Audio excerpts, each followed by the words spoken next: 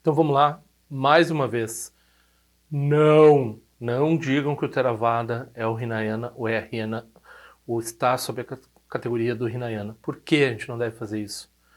Eu já expliquei em vários vídeos, mas como teve mais de 3 pessoas falando sobre isso essa semana, eu vou tocar nesse assunto de novo, agora com esse título específico para lidar com esse problema, ok?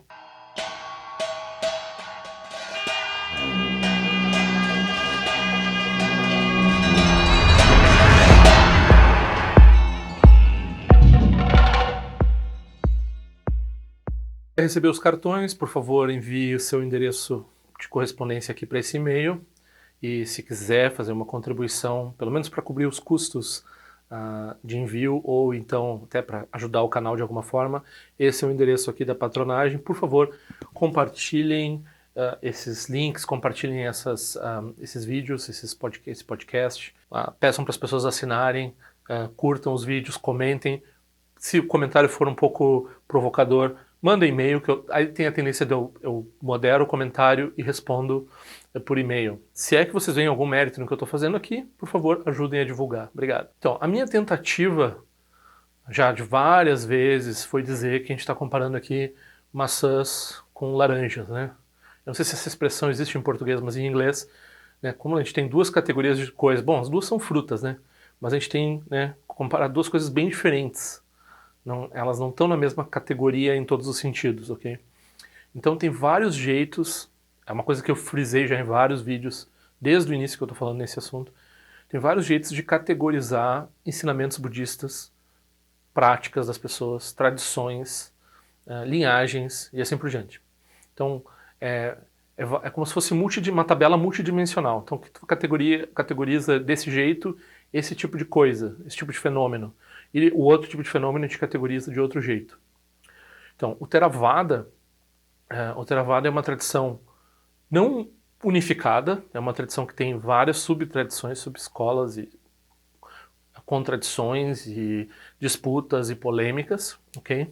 Então, o Theravada é uma tradição viva que tem várias subescolas formais e informais, ok?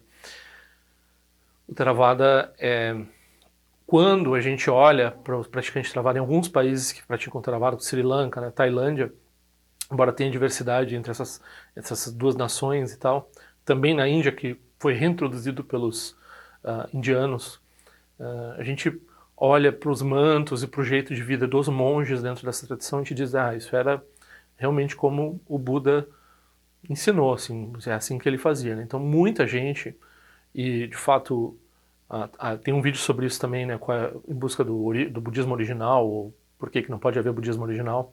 Então tem uma tendência da modernidade de classificar o Theravada ou tradições semelhantes ao Theravada, que a gente chama de Theravada tudo, mas elas às vezes nem têm essa mesma... não estão sobre a mesma doutrina, não estão sobre a mesma... Tem uma variedade grande. Bom, eles chamam isso de budismo mais próximo do que o Buda ensinou. Então, tem uma tendência historicista a falar desse budismo como um budismo mais original. Essa tendência ela existe desde o século XIX, XVIII, talvez antes até, aqui no Ocidente. A gente chegou lá e tinha um preconceito ocidental muito grande quanto que... Então, é uma coisa dupla, né? Então tem uma fascinação e um preconceito. Então eles chegam num lugar que nem o Tibete e eles não querem estudar a filosofia, o que eles estão tratando, ou mesmo o estilo de vida monástico simples das pessoas que querem ver a macumba, né, que é mais interessante de fotografar, mais interessante de fazer livros provocadores. Me mostra aquela tanca, aquela imagem que tem deidades transando, fazendo sexo e tal. O aspecto mágico, o aspecto sempre foi, né, Prisioneiros de Shangri-La, tem esse livro sobre porque os tibetanos são tão mais calmos. Na verdade, toda a Ásia é meio caricaturizada pelo pensamento ocidental há 200 ou 300 anos. E o Theravada e o budismo tibetano, então, por bem e por mal, tem uma estereotipia. Essa estereotipia, ela corresponde um pouco, ela tem um pouco a ver dentro. Então, qualquer pessoa que olhar o que o praticante monástico Theravada faz, vai achar isso mais de acordo com o que ela acha que é o que o Buda ensinou, no sentido de humildade, pobreza, de não morar, né, sobre um teto e assim por diante. Embora eu acho que eles morem sob um teto hoje em dia, não sei bem como é exatamente. É o mérito da tradição que eles tenham essa visão positiva das pessoas, e é por isso que as pessoas se atraem pelo Theravada. Elas olham para o Theravada e elas acham o Theravada interessante porque parece mais próximo daquilo que elas, com preconceitos positivos e negativos, acham que foi o que o Buda ensinou, sem alterações. Então, esses Mahayanistas são posteriores historicamente, hoje em dia, né, como falei no meu vídeo, isso é duvidoso, e tem um monte de invenção, já adicionam, tem um monte de superstição, tem um monte de julgamentos, né, sobre o que... eles são meio que parece teístas porque eles têm essas deidades. Na verdade é hinduísmo, né? É um hinduísmo disfarçado de budismo. É o que muita gente no... Então, assim, do nosso ponto de vista mahayanista, tem os Theravadas bons e os ruins, né? Os ruins são quem? Os ruins são os que criticam o Mahayana, os que criticam as outras tradições budistas, e dizem senão que os caras não são nem budismo, né? Então a gente, quando ocorre da gente chamar o Theravada de Hinayana, na verdade esse xingamento é um xingamento, mas ele não é tão grave quanto o que normalmente os Theravadas do mal chamam a gente, que é de não budista. Então a gente chama, vocês são budistas, só são inferiores, né? Mas isso tudo é briga. Isso daí não tem nada a ver com o ensinamento, ok? E daí tem os Theravadas bons, né? Que são pessoas que reconhecem o Mahayana como algo válido, como o budismo. E tem bastante gente assim, tem bastante praticante modernamente que tem um grau de integração com algum ensinamento Mahayana e tem uma abertura para os ensinamentos Mahayana, não tem tem um ecumenismo, tem um espírito de boa praça, né? E o Mahayana também, por sua vez, nós temos a obrigação de ter respeito pelos praticantes Theravada, porque eles não têm dúvida de que eles são um budismo quente, budismo verdadeiro. Então, eles praticam algo que o Buda ensinou, a gente não tem dúvida sobre isso. Com exceção de pseudo-Theravada, que também existe. Existe Theravada modernista, que fala de Vipassana, mas é uma Mac Vipassana, não é bem Vipassana. Mas isso aí não é o assunto desse vídeo aqui, ok? Aí o que acontece? Quando esses tibetanos, como no texto que eu estou tratando, estavam falando lá de várias questões exegéticas com relação ao uso do conceito de Yana, eles não têm muita nem certeza da existência ainda do Hinayana no mundo, né? Então eles talvez tenham uma ideia de que lá no sul da Ásia tem a Hinayana. Quando o Gedung Chöpel, na década de 30, visita o Sri Lanka, ele fica maravilhado, ele pensa assim, nossa, existe isso. Os caras, a princípio, ele fica maravilhado, eles fazem que nem o Buda fazia, eles têm toda uma... Nossa, como de certa forma está degenerado lá no Tibete, né, do jeito que a gente faz, que os mosteiros recebem a doação, dividem entre os monges, principalmente esse aspecto econômico e o aspecto do mosteiro como uma instituição que acaba centralizando muito, enfim, porque os monges do Theravada eles esmolam diretamente o alimento do dia deles, como era na época do Buda, né? Então essa é talvez a principal coisa do budismo antigo que eles realmente fazem. E ele ficou muito maravilhado com isso. Aí, convivendo com eles lá no Sri Lanka por um tempo, ele começou a ver que não era bem assim, né? Que tinha seus problemas como qualquer... Né? Se a gente quiser reclamar de qualquer sanga, a gente vai reclamar de qualquer sanga. Então, ele começou a achar, tem certas coisas que a gente faz melhor lá no Tibete. Começou a cair na real, assim, né? Se desiludiu com relação ao que tinha lá no Sri Lanka, naquela época. Isso também variou bastante no século XX pela influência ocidental, né? O budismo foi transformado pelo Ocidente, né? O budismo não é a mesma coisa que ele era antes dos ingleses invadirem e colonizarem, né, o subcontinente. Então, os ingleses, hoje em dia, o budismo que a gente vê na Índia é um budismo que tem civismo britânico inserido, né?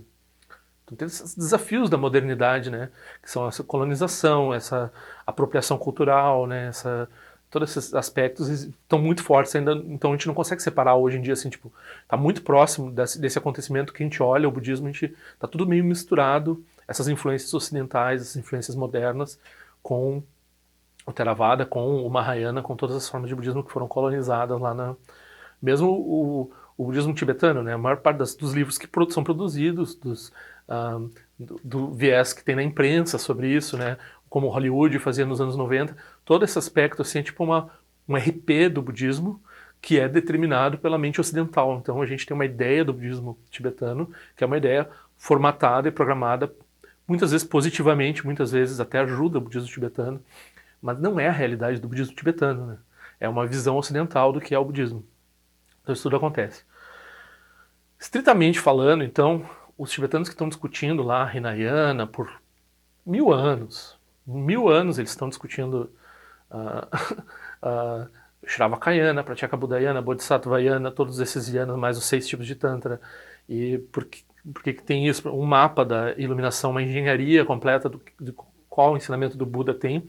Eles estão lidando com a própria tradição, ok? Quando a gente fala Hinayana, a gente não está falando dos outros, a gente está falando da gente. A gente tem os ensinamentos Hinayana. Os ensinamentos Hinayana no budismo tibetano, eles dizem respeito ao que? Reflexão, são os 4 pensamentos que transformam a mente, né? Reflexão sobre samsara, né? Para a gente começar a pensar em tomar refúgio, a tomada de refúgio, a tomada de votos, que são chamados de votos da liberação individual. Então o Vinaya, todo o aspecto monástico, eles são coisas que são ensinadas no Hinayana. O que a gente não pega do Hinayana é a noção de querer nirvana. A gente abandona, a gente faz um voto como Bodhisattva, a gente dá um passo adiante, faz um voto como Bodhisattva, diz, não vou me iluminar enquanto estiver seres sofrendo no samsara. Eu vou trabalhar para a iluminação dos outros, às vezes à frente da minha própria iluminação, ok? Então, ou se eu vou querer me iluminar, não quero me iluminar para eu me livrar do samsara, eu quero me iluminar para beneficiar os outros. Essa é a minha aspiração. Minha aspiração não é me dar bem, a minha aspiração é ser capaz de beneficiar os outros. Essa é a diferença. A gente está falando da gente.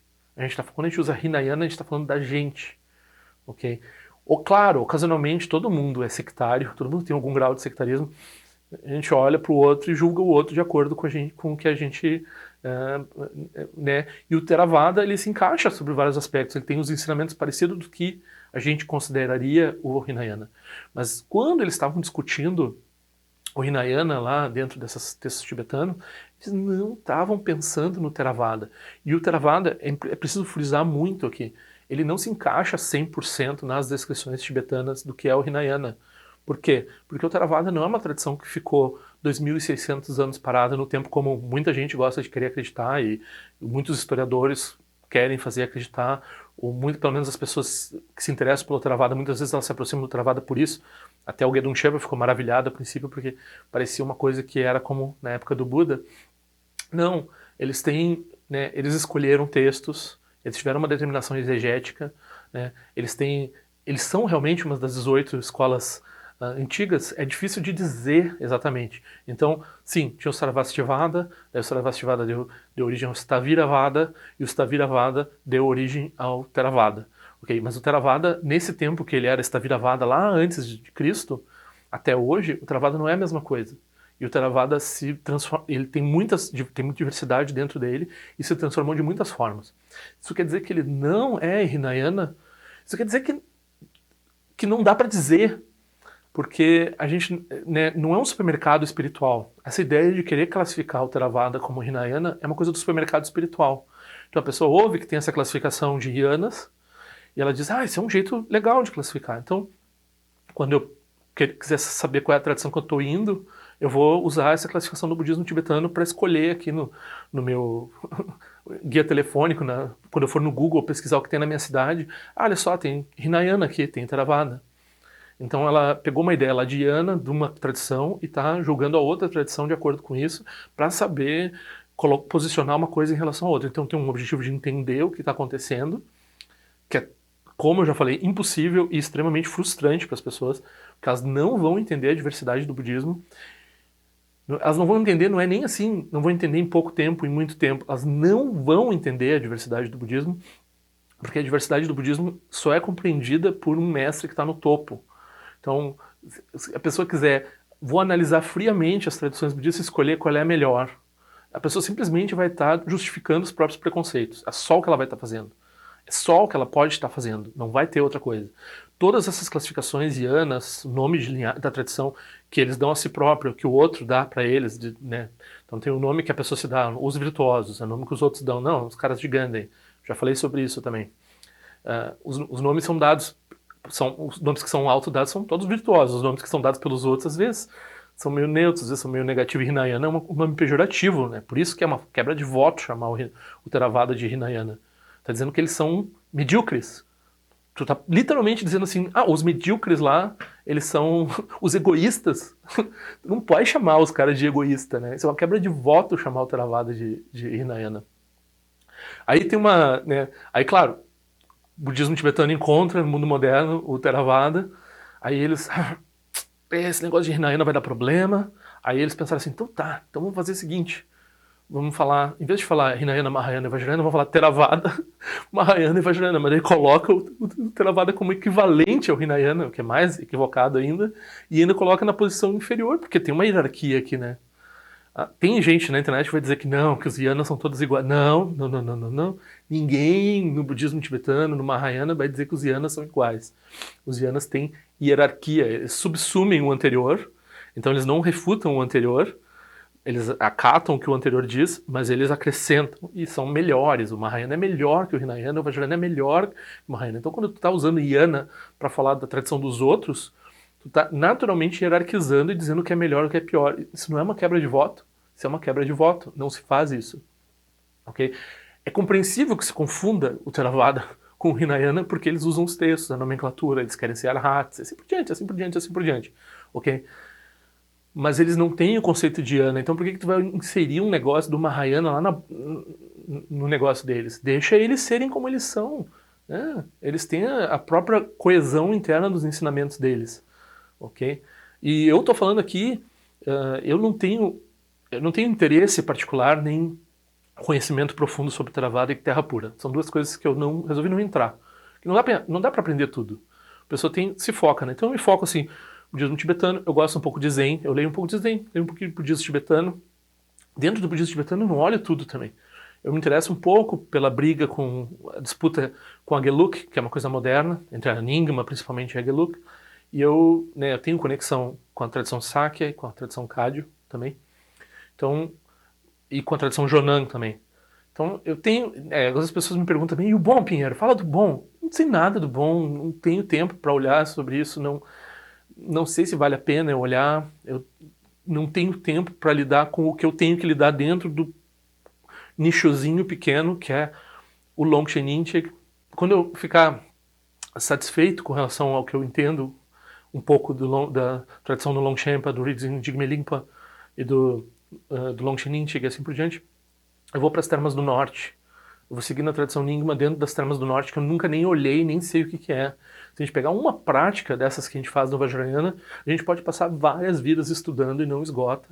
Daí eu não tenho tempo para olhar a tradição dos outros. Okay? Você deve ser assim também. No início você dá uma olhada no panorama, daí você vê o que você tem de inclinação e que tem disponível para você, e daí você vai atrás, olha, vê se funciona para você, e daí você se foca nisso. Não adianta ficar borboleteando e querendo saber de tudo. Então, não é adequado chamar o Theravada de Hinayana por mais de um motivo. É compreensível que as pessoas queiram fazer isso, porque elas também não entendem que um conceito de Yana é diferente do conceito de tradição, que é uma coisa que eu tenho enfatizado muito aqui. Então, quando a gente está falando de tradição, é uma coisa que a gente está falando... Quando a gente está falando de tradição, a gente tem que ter todo o cuidado e respeito do mundo, porque são pessoas que estão vivas aí fazendo prática. Quando a gente está falando de uma abstração, que é um Yana, que é uma coisa que diz respeito aos nossos próprios ensinamentos, a gente pode usar qualquer... Né?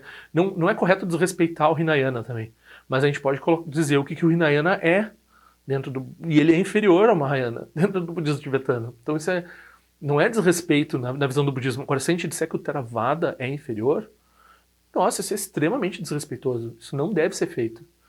Então aqui, todo o cuidado do mundo. Eu entendo que as pessoas queiram saber distinguir as tradições budistas e entender essas coisas, principalmente porque tem um supermercado espiritual operando, esses centros estão operando no Brasil, essas tradições estão operando no Brasil, e daí a gente diz, será que eu vou lá? Será que eu quero conhecer? Será que eu não quero conhecer? Será que se encaixa com a visão... Então, quando a gente está falando do Hinayana aqui, dessa disputa toda aqui, a gente não está falando dessas pessoas aqui que estão praticando. Elas também, elas vivem no mundo moderno, elas leem livros do Mahayana, elas sabem muito bem do que está sendo falado, elas têm as respostas delas para as escolhas que elas fizeram. Então elas não são... Não dá para tratar assim como o pessoal na área de comentário quer tratar. Então o pessoal quer que eu faça associação do Theravada com o Hinayana. Mas eu sei que isso daí é um campo minado completamente inútil. Porque o que a gente está tratando aqui é da tradição tibetana. A gente não está tratando da tradição do Sri Lanka ou da tradição do sul da Ásia, lá no Tailândia, sei lá mais onde. Ok? E só o recado que eu digo é assim... Cuida o preconceito. Então, se você está se aproximando do Theravada porque você acha que eles são mais próximos do budismo original, esse não é o melhor motivo. Isso daí é caracterizar o Mahayana e as outras escolas de budismo tibetano como menos tradicionais, menos originais, menos budismo. Isso é uma armadilha eurocentrista, isso é uma armadilha colonialista, isso é uma armadilha iluminista até certo ponto, uma armadilha assim, esses povos supersticiosos, esses povos primitivos que corromperam aquela coisa linda, é uma coisa assim meio como Grécia Antiga, eles veem o Buda. O Buda e a Grécia Antiga tem uma coisa intocável lá, e daí o que veio depois é apropriação e distorção e assim por diante, ok? Se é que veio depois, até isso está sob discussão hoje em dia, então a erudição moderna, ela não fala assim tanto uma certeza histórica da posterioridade do Mahayana. Alguns textos Mahayana são datados tardiamente, mas isso pode mudar com o tempo também. Essas datações elas mudam com o tempo, ok? Então esse preconceito, se você está buscando o Theravada com essa motivação, eu diria que essa não é a melhor motivação para buscar o Theravada. Você vai lá, vê o que é o Theravada, descobre por si mesmo o que é, se você se interessa por isso, e daí pratica. Aqui nesse canal, a gente não está falando do Theravada. Primeiro, porque eu não entendo do Theravada. Segundo, porque não é minha posição de fala falar do Theravada. Então, não tem porquê a gente estar discutindo o Theravada aqui. O Theravada não está dentro das... Ocasionalmente eu falo, por exemplo, do movimento modernista do Vipassana, que assume o nome do Theravada, ou que as pessoas confundem com Theravada, e não é budismo, né? O movimento modernista do Vipassana. Então, ok, tem uma discussão que tem a ver com o Theravada, ok? Porque o Theravada está em briga com eles, o Theravada tem um ponto de polêmica, discussão com eles. Isso é uma coisa que me interessa. Mas fora isso, não é comigo que vocês vão pegar informação sobre o Theravada. E também se cuidem quando as pessoas dizem que sabem a tradição dos outros. Elas não sabem a tradição dos outros, elas não se envolvem completamente numa tradição, elas não têm como saber nem a própria tradição, muito menos a dos outros. São coisas muito vastas, são coisas muito complexas, são coisas que produzem vieses, e quando você vai examinar o outro, você olha sobre o seu ponto de vista e você perde vários aspectos. Então, essa é uma tarefa fútil, é uma tarefa... até certo ponto você usa o seu intelecto para examinar as tradições e decidir mais ou menos o que é a sua, mas é mais no sentido de você não se deixar levar pelos seus preconceitos e usar bastante a sua confiança nos seus méritos e o fato da urgência no Dharma, né? O que quer que você consiga praticar é melhor para você. No início, você pode olhar tudo que tem. Eu pessoalmente nunca tive interesse no Theravada. Ocasionalmente eu tenho que, devido a perguntas e questionamentos e história do budismo, me referir ao cânone que o Theravada usa, e eu vou atrás, eu dou uma lida, né? Ocasionalmente eu compro um livro. Agora eu comprei um livro sobre os discípulos do Buda, do Thanissaro Bhikkhu, e a Khandro recomendou, parece que é um livro excelente. Então, ocasionalmente eu me deparo com aspectos do Theravada para ter que lidar com perguntas que me fazem. Mas por mim mesmo, eu não iria atrás. Eu não tenho essa inclinação. E fora, né, por exemplo, esse texto que foi recomendado pela minha professora. Então é basicamente assim que eu vou pelo que me é recomendado e pelo que... É assim que a gente faz no budismo tibetano, né? A gente não sai lendo qualquer coisa, a gente usa o remédio que é prescrito.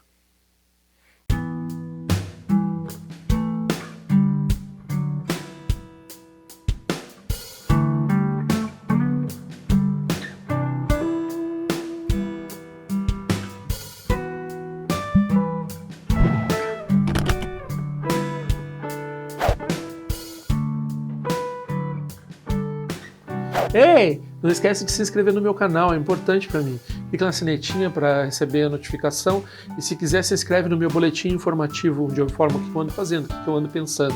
Também para contribuir de alguma forma com esse canal, esse é o endereço. Eu espero que em breve nós nos vejamos na prática do Dharma. Ao longo de minhas muitas vidas e até este momento, todas as virtudes que tenho alcançado, inclusive o mérito gerado por esta prática e todas as que vier a conseguir, ofereço para o bem-estar dos seres sencientes. Possam a doença, a guerra, a fome e o sofrimento diminuir para todos os seres, enquanto sua sabedoria e compaixão aumentam nesta e em vidas futuras. Possa eu claramente perceber todas as experiências como sendo tão insubstanciais como o tecido do sonho durante a noite e imediatamente despertar para perceber a manifestação de sabedoria pura no surgir de cada fenômeno. Possa eu rapidamente alcançar a iluminação para trabalhar sem cessar pela liberação de todos os seres.